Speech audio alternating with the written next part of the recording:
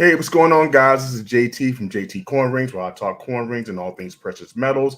I want to talk about the first wedding bands ever in existence.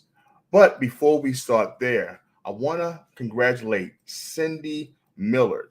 She was the winner of a coin ring giveaway that Great Scott had on his YouTube channel, his 500 subscriber challenge. He got it.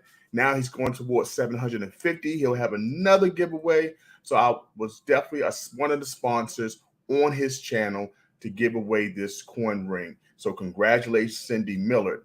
And we will be back in a couple of seconds to talk about the early wedding bands, which I didn't know anything about. This article is so cool. I hope you get something from it. I'm going to make sure that I put in the description below this article that I'm getting it from, but we will be back as soon as I hit the intro.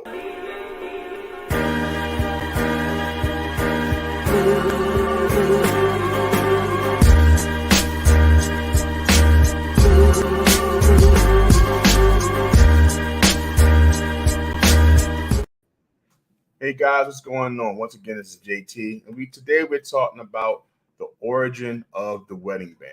Now, you know I make coin rings, and in my coin rings, I have made wedding bands. I made engagement rings as well, because sometimes people like the date. If they got the date they first met, maybe the anniversary date, maybe when in high school, if it was high school sweethearts. So I would find a coin, silver content, or 90%, 80%, 60%, depending on the liking of the customer. And they would use this ring as their sweetheart rings or maybe engagement rings. And when I start putting jewels in them, they'll start using these as their wedding bands. So when I found this article, I thought it was pretty awesome and I wanted to share it. So here we go. Let's go right to this article. Okay. In this article here, this right here is from the GIA. It's the first time I read this publication. But what they discussed was the origin of the wedding rings, ancient tradition, or a marketing invention. Pretty cool. If you start going into this article, you'll start seeing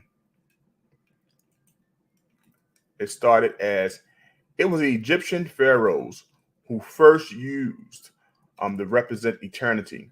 That was because a circle has no beginning and no end and reflects the shape of the sun, right? So we have here, we go down this article, we start right here. So that because the circle has no beginning and no end and reflects the shape of the sun and the moon, which the Egyptians worshiped. The Egyptians also thought that the open space in the middle of the ring represented a gateway to the unknown. The Egyptian Ouroboros rings portrayed a serpent swallowing its tail, representing the eternal circle of things. The Ouroboros is one of the oldest symbols in the world, and its name means tail devourer in Greek.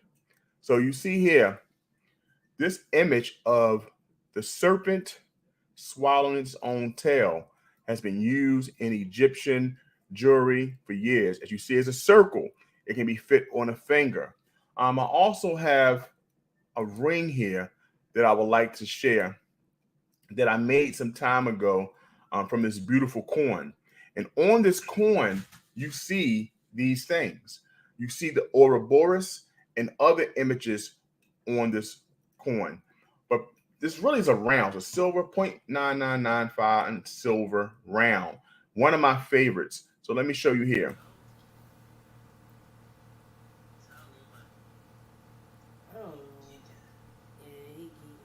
I hope he get it together.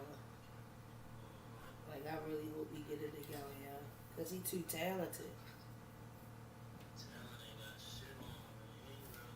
Yeah, though. One of my favorite rounds that I have in my possession.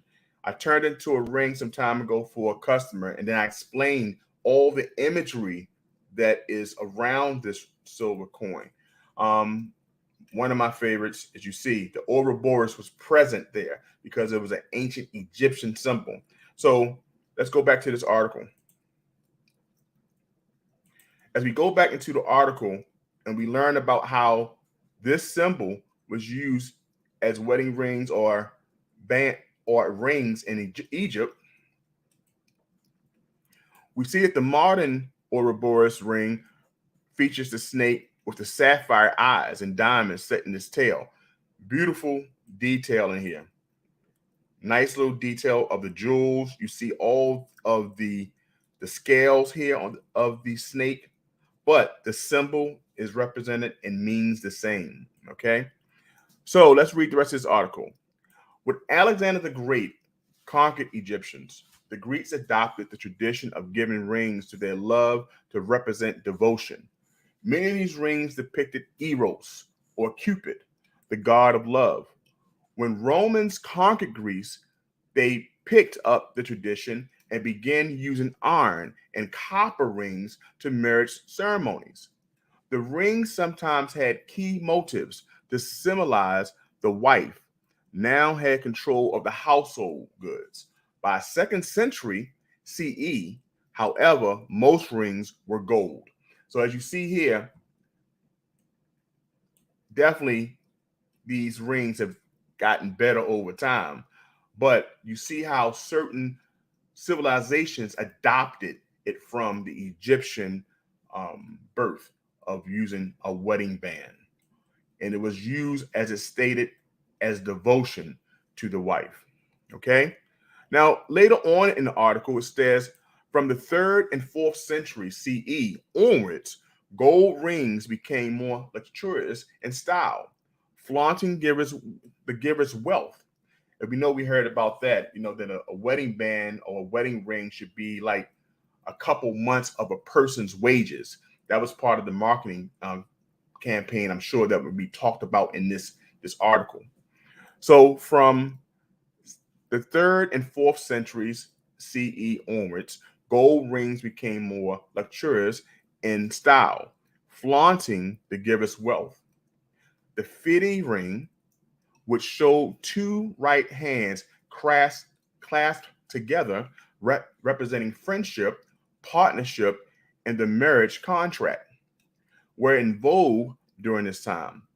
The design was rendered in gold and often carved um, with gemstones such as onyx, cornelian, garnet, or amethyst. Even later, Romans began personalizing their rings by carving portraits of themselves into the rings. I've seen this, but this is an example of the two hands binding together. This is a gold Roman fide ring from the 3rd century. I've seen this image before many times. Let me know in the comments if you've seen this as well. So later on in this article, it says, how did wedding rings evolve? Medieval and Renaissance wedding rings. Starting from medieval times, wedding rings began to set with precious gems. Medieval Europeans used rubies to symbolize passion, sapphires to symbolize the heavens, and diamonds to symbolize the steadfast strength. So they start using certain jewels in the rings as well. Later on in this article, it stated that both Roman feds and portrait rings were popular in medieval Europe. Around the 1600s, fed motifs began to incorporate into gimmick rings. Never heard of that. Gimmel rings. I'm sorry.